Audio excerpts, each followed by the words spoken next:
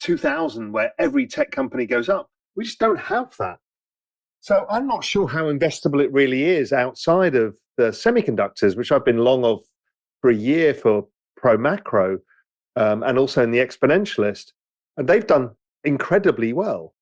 And they continue to go well because there was a panic to buy compute. Mm. But what was really interesting is Elon Musk was talking earlier in the week about, okay, there's a panic to buy compute now. Most people have put in the sort of orders they need to put in. So going forwards, NVIDIA's growth may slow, whether it's next year or the year after, and it will inevitably slow, right? This is like a pandemic panic into purchasing stuff.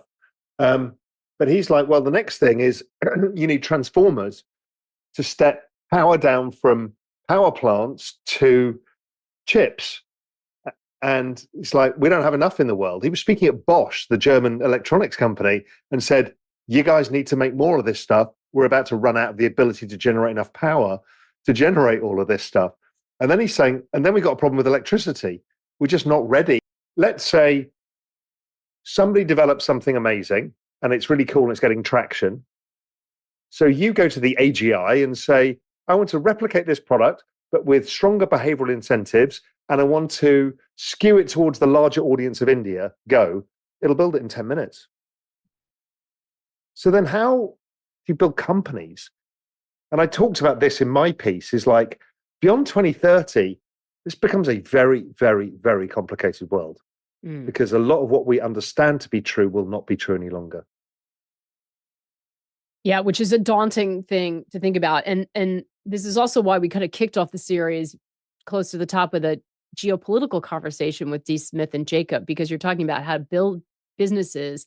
How do you create a business in that environment? We got to figure out how we operate as societies in that environment. Why to not let the system blow up, because all of the savings are with the retirees, and it's a big mess. So their one job is to not allow the migration into crypto land to happen too fast. I don't think they're going to stop it. I don't think they even probably want to stop it. I don't think the banks want to stop it. I don't think anybody wants to stop it. But I think their real job is to slow it down. What they don't want is Bitcoin as deemed to be a currency, a world currency. As an asset, as a store of value, knock your socks off. As an investment, no problem. You want to build on top of it, technology, no problem. Just don't think of it as a world currency, because that threatens the overall system. But that's I just think of them as throttling it. So even, I think all of us are laughing at the SEC going to their client base, talking them through it, explaining it. This is more thoughtful allocation. The other thing that people haven't realized is you can now put it in your 401k. So the average millennial who's a buyer of the NASDAQ or the S&P 500 passive index products will buy this, and they'll buy it every 2 weeks with their paycheck. And so we will see a difference in the structure of flows, as Jamie's alluding to. It's just going to change. Probably means it's less volatile on the down cycle. It also could cause a full bubble on the up cycle this time around, because you've got numerous new participants who could enter. And, this is a limited supply asset, and 80% of it's hoarded. So it can get pretty tricky. So I don't know how it plays out, but I don't agree with Jim Bianco. I know a lot of purists don't like it because it's an ETF and not people opening wallets and self-custodying.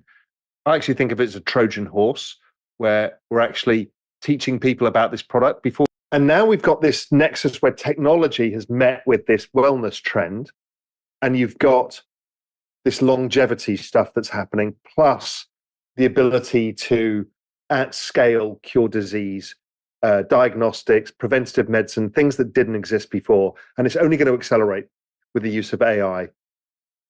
And I had been talking to Peter Diamandis about this in the past. We had Tom Bilyeu talking about it in the past.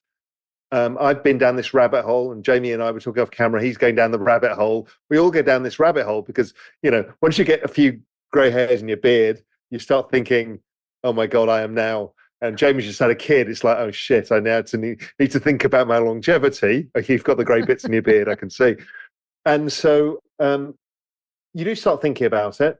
So I really wanted to speak to Peter Diamandis said, well, I've started a whole set of, cutting edge clinics called Fountain Life. So I'm like, that's who I want to speak to. So Bill Cap came on and stuff like that. So how I'm probably going to handle my panel is really questions. Yeah. Because I don't have a fixed answer because everybody's going to be different in mine. Well, Jared, if he's talking to a bunch of 25-year-olds, 30-year-olds, it's actually easier to answer. Doesn't mean there's a definitive, we're all going to be rich, but it's a way of thinking that's much easier.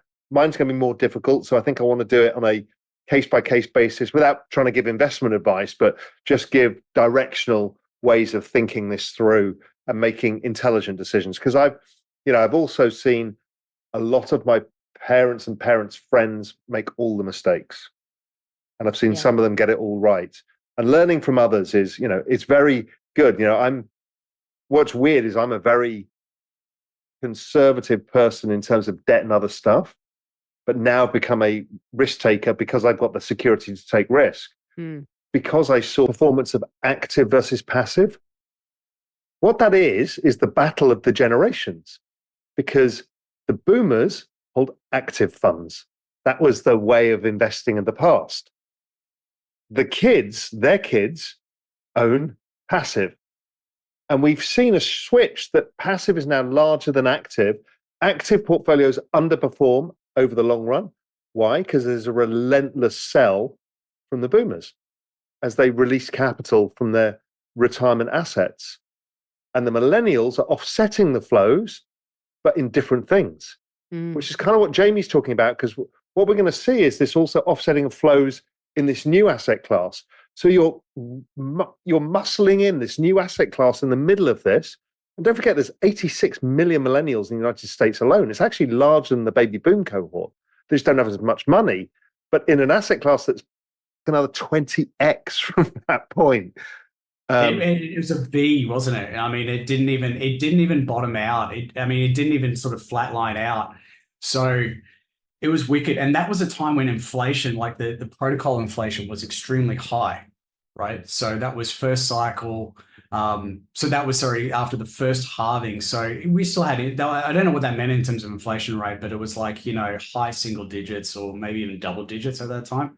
Yet it was able to do that kind of thing. But it was early. So, it was. Who knows? That's the one that scares me. The others we can kind of deal with. Well, if it scares you, it's probably going to scare everybody else who's just tiptoeing into this, especially if they're holding it in their retirement. So I'm going to close out just well, it's not the volatility, Maggie. It's selling out too early. Well, right. It's making the volatility up or down, whether you're holding the gains, is still, it's like, that's all the questions we get. Everyone's feeling it like it's that's why just don't sell anything. It's much easier. A small little feeling of Nvidia now on like gone crazy, right? That's what that is. Because every question we get is, should I take profits in Nvidia? Should I hold it?